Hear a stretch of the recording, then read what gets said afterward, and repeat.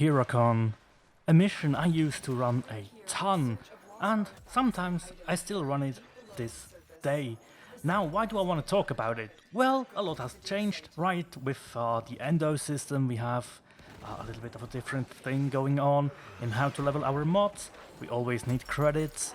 Once you have access to Hieracon, though, you pretty much have access to the index.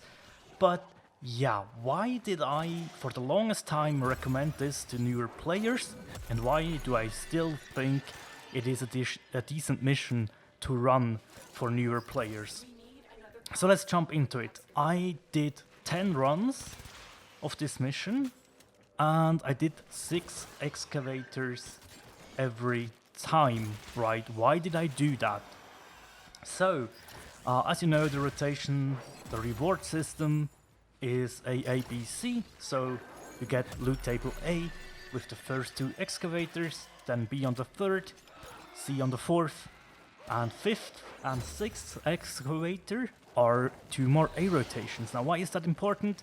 The A rotation of Hieracon is 3 times 3000 credits and 1 time 400 endo. That's right, you have a 25% chance on each rotation A excavator to hit 400 endo. Is that a lot?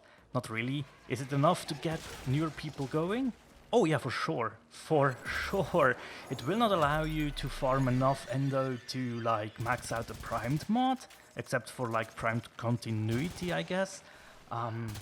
But it will definitely be enough to max out or get to rank 8 on the corrupted mod, sometimes even rank it completely, let's say fleeting expertise. However, you should only rank that to rank 4, right? So keep that in mind. You basically need 2, but I digress. So, 10 runs, 6 excavators at a time. How long did it take me? A little bit more than 2 hours. And we average out in like 12 and a half minutes per mission. So that's mainly due to how excavation work. I did write down every mission time and I saw there's not a lot of variation. The only time it took longer is because I was doing this mission solo, and sometimes you get really unlucky with those drones to spawn that bring you the power cells you need. So those were the missions that took a little bit longer. All in all, it never took me more than 15 minutes, I think. The highs were 14:43, so that's okay. So yeah, averaging on 12 and a half minutes. Really chilled, really laid back. I'm using Gara here, and Gara, honestly, I always recommend this to newer players. You can defend objectives very well. As you saw there, I cast my 2 on the excavator as well, which is why I'm refreshing my 2 with my 4 around the excavator, so the excavator gets the refresh as well. So the excavator is always on 90% damage reduction, which is immensely useful, right? Because the excavator is on level 1, as we are used to, right? It doesn't matter too much though. With Gara, it is easy to keep that going. And I did only 1 excavator at the time, just so I can really nail down how a newer player would play this. Obviously, if you are playing in a group, you can do 4 excavators at a time if you really want to, if they all spawn in, or like at least 2 at a time, right? You can do this solo as well, if they are close together, like right here is a good example, I think. We could activate the other one, and we can alternate our forecastings between them every like 20 seconds or so. But I didn't want to do that. I was like, okay, as a newer player, probably, I used to do this with Frost, for example, where I just put the snow globe down and chilled out. So, yeah, I tried to keep this to a new player standard, right? Which is, I think, a good idea, to be honest. But yeah, why is it such a good mission, right? So the struggle a new player has are always 2 things, which is credits and endo, right? And if you are like me and you do not like the index whatsoever, Yes, I did run it. Yes, I ran it so many times when the Radio Shack first came out that I was completely and utterly destroyed after it. So yeah, I do understand if people do not want to run the index, even if they are a fully organized group, right? I can fully understand that. So I always put down, like, you know, you can play some Dark Sector missions, and Hieracon is one of my favorite ones. You can go for survival and stuff like that if you really want to. But what makes Hieracon so good, or any tier 3 excavation for that matter, is the loot table A, right? Also, you will get constant Axie relics, you have a chance on Neo relics, you have a chance on a couple of mods that you definitely want as a beginner player, namely Flow. You can get Serration out of here, Stabilizer is one that some people really value, and for some weapons it's definitely a good idea. So yeah, I mean, you can get really good stuff. Split Chamber can also drop in here from the Excavators. So yeah, all in all, there is more than just credits and Endo, right? But you saw there, like 3,000 credits. That's not much, right? The thing is, it does add up, and once we jump into some charts of how the drops were distributed to me, you will get a better understanding to that. So, all in all, overall, what did we get out of this? We did get 488k credits, and we did get 2.8k Endo. Now, you might think that's not much, but for a newer player that can be enabling for getting some builds rolling, and as I said, I wanna make sure, if I do recommend this mission to newer players, I wanna have some data that supports it, and this is what this video is about, right? Wow, I was rambling on for so long, but yeah, as I said, 480k credits, 2.8k Endo. That's not too bad. We also got like 1,000 plastids, over 2k Rubido, a couple of Morphics.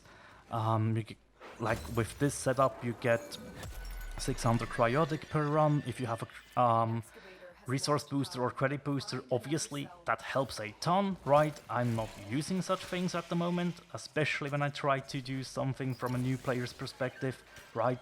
So all the data you have here in this video, no credit boosters, no resource drop boosters, nothing like that. Everything is raw. So that's pretty nice, right? So yeah, as you take a look at the credit chart and the Endo chart, you pretty much see what makes this interesting, right? The less credit we have, the more Endo we gain, right? So every time we hit that sweet 400 Endo rotation, yeah, we lose credits, but we gain Endo, right? And with this setup, if you do this 10 times, like that, right?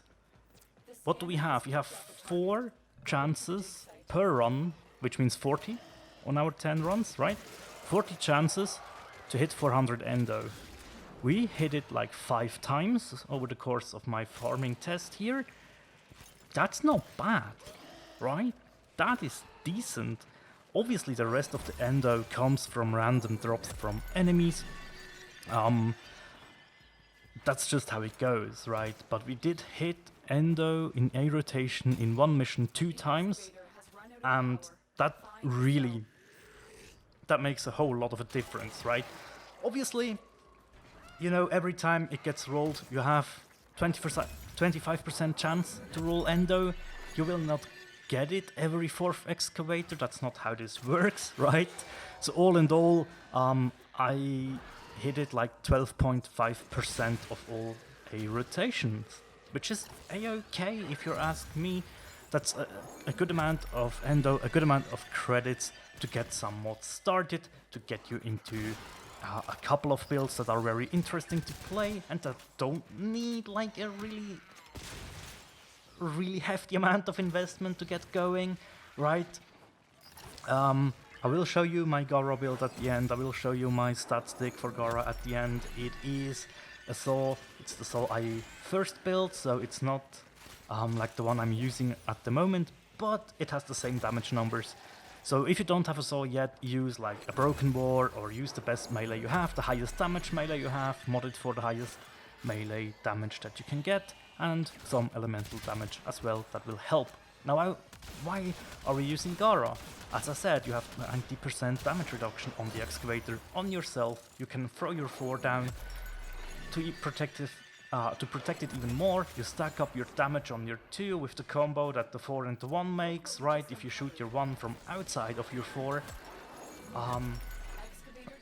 you will gain more stacking damage, which is awesome, right? So yeah, that's why I chose Gara. I thought like that is a build that is affordable. Obviously I have the mods ranked max rank, but you do not need to have them, and you certainly do not need the primed stuff that is in there. It's just, this is the setup I'm running, and this is a no forma build, so definitely you should be able to achieve this quite easily with a little bit of time, of course, that it takes to farm Gara.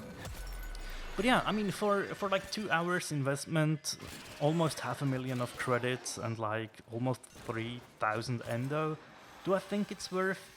Yeah, I think so. I actually think it is still worth running this mission, preferably not solo. As I said, it can be a bit discouraging if the drones do not spawn and you have to search around for them. But in a group, take like 1 Necros or something with you, and you will get a lot of plastids as well. So yeah, I mean, plastids we did get like 1,000. Now if you have a Necros with you, that number will go up. Also, I didn't go out of my way to collect the plastic caches on the floor and stuff, so you can maximize that, obviously. It is quite efficient to run, especially in a squad, as I said. It makes it easier, you can run multiple excavators at a time. Would I go for 6 excavators each time?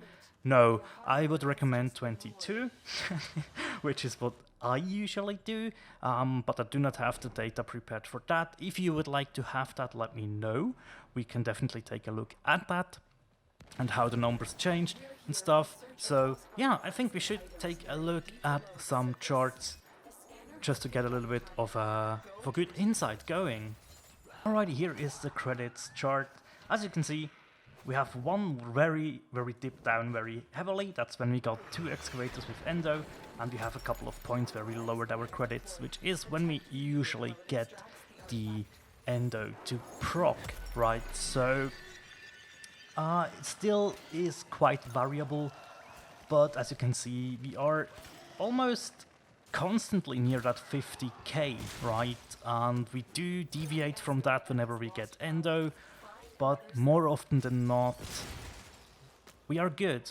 We are actually pretty consistent. So that is good, right? Especially for someone who doesn't want to run the index or hasn't the gear ready for Profit Taker, right? Obviously you can farm Profit Taker for credits. You have to have a good amount of gear though, and you have to be quite invested, quite deep into the game. So yeah, now to contrast that chart, right, we have to take a look at the endo chart, which should come up in a second here.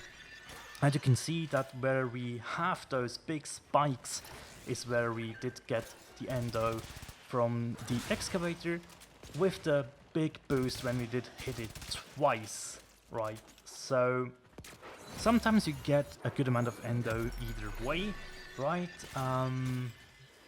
Especially with like getting over 600, that means we almost got 200 from the enemies as well, which is quite nice, right? That is actually quite nice, and I do like that a lot. Do I think it is necessary to focus on picking up the endo that's around you? Not really. If you see it, pick it up. It's always nice to get that little bit extra, right? It's not crucial by any means, and sure, there are better methods of farming endo, especially in greater quantities, but this farm honestly is just, it gets you going and it doesn't crush your soul. Like, you can do this from time to time, hop in, do a couple of excavators, as I said, with your friends, with your clan, with your whatever, with a random squad if you'd like to, or solo if you really have to. And here we have the overview of the plastids. As you can see, those vary very, very vastly. Sometimes you get a lot, sometimes you get a couple. As I said, with a Necros in your squad, that should be way, way better and way more consistent. But honestly, with the credits and Endo, I think that's a nice bonus to get a couple of plastids, right? Alright, to reiterate, do I still recommend Hieracon to newer players? Yes, absolutely I do. You get a nice credit boost, you get a nice Endo boost. The mission isn't that hard to run either, right? That's a big bonus. Obviously I am using Gara. I do recommend Gara for everybody, honestly. Yeah, she has a couple of things you have to know, or else you might think Gara is like, what? But honestly, the biggest thing about Gara is all you need is an Intensify to get 90% damage reduction on you, on the Excavator. You can cast it on your allies, on your pets. Honestly, how good is that, right? Now, with a proper team composition and stuff, you won't need Gara, obviously, but she's always nice to have with you. You want, as I said, a Necros, maybe even a Korra, with her Pilfering Augment, right? So she can generate some more loot for you as well. And yeah, that's pretty much it. I mean, why is it worth though, right? As I said, it's low effort. You can do this while watching Netflix on your second monitor, or watching YouTube, or whatever you like or have to do at that moment at your PC. You can run this in the background and just chill out. You don't have to pay that much attention. Once you get all the power cells in, it's pretty much easy going from there on, right? Especially if you're in a group and you're doing 2 excavators at a time. You can go very much as long as you want to, and as long as your builds are holding up, which shouldn't be that much of a problem. Do I think the rewards are a bit on the low side? Sometimes, but on the other hand, you do have other sources for credit farming, right? And if you really want to have a large amount of credits, you will have to run some index or some profit taker at some point. Because believe me, this method, although nice, but 500,000 in like 2 hours? Yeah, that's not great. That is definitely not great. Right, so yeah, I mean, you get there faster with different methods, right? But overall, same goes for Endo, by the way, like arbitration, Endo farming and stuff. Yes, you will get more Endo more efficiently, but are you able to do those missions? Maybe. If you are at that point though, you probably are not looking to farm Hieracon that often. I just did it because A, as I said, I wanted to verify that I still can recommend this mission to newer players. B, because I need cryotic. I honestly am at a point where I used so much cryotic that I'm almost out, which is like, okay. I mean, that's the thing I never thought I would say, right? I was almost like under the impression, yeah, cryotic, I'll always have enough from that. But then I remembered, wait, you know what? When I switched from PS4 to PC, I didn't actually do that much excavation in the beginning. And I was like, okay, I just do a little bit, and since then I was just crafting and stuff. So yeah, I eventually did run out, which is okay, right? Also 30k cryotic for one single melee weapon, that looks like absolute trash, is a thing that I'm going after, maybe? I'll have to see. Yeah, we will see about that. But yeah, as I said, do I still recommend it? Yes, to newer players. Would I recommend other sources of Endo and credits farming if you are further into the game and have proper setups and stuff? Oh yes, absolutely. Do I think this is an awesome starting point? Hell yeah. Honestly, I still think for the low difficulty, it's amazing what you get out of it, right? You have low effort, not highest tier of rewards, right? But, well, I mean, it's excavation tier 3, so that's the highest tier of excavation rewards. Yes, but it's not scaled up that heavily, right? I mean, 400 endo per one excavator if you can hit it. It depends, right, if that's worth it or not. But yeah, all in all, I'm quite happy still that this mission holds up. I think the tweaks, obviously, because of the endo system, stuff has changed a little bit. This used to be about the same-ish, I guess, with fusion cores back in the day. I honestly do not remember how the drop chances and stuff were back then. But yeah, we used to run this on PS4 like crazy. Although pretty soon the endo rework came around, which is a-okay, right?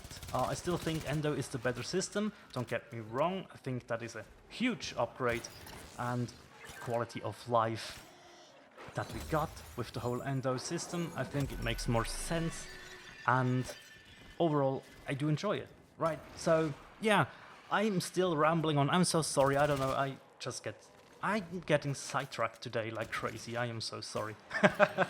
But yeah, that sums up pretty much everything I wanted to talk about in this video, right? So if you are interested in the builds, I will go quickly over them right now. Alrighty, no Formagara build. You don't need primed continuity. You can have narrow-minded on like rank 8. That is fine. If you don't have the auger mods, don't bother with them. Fleeting expertise is highly advised. You can use it one from the top and streamline one from the top.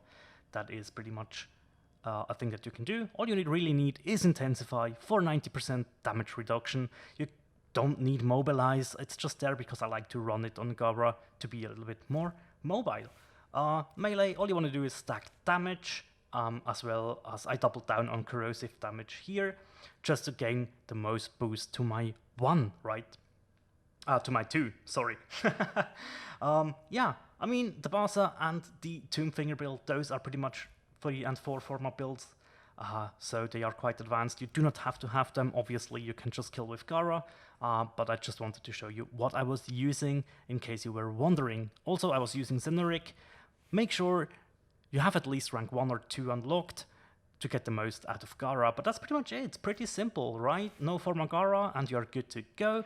That's it for today though. Thank you guys so much for watching, and as always, take care. Bye.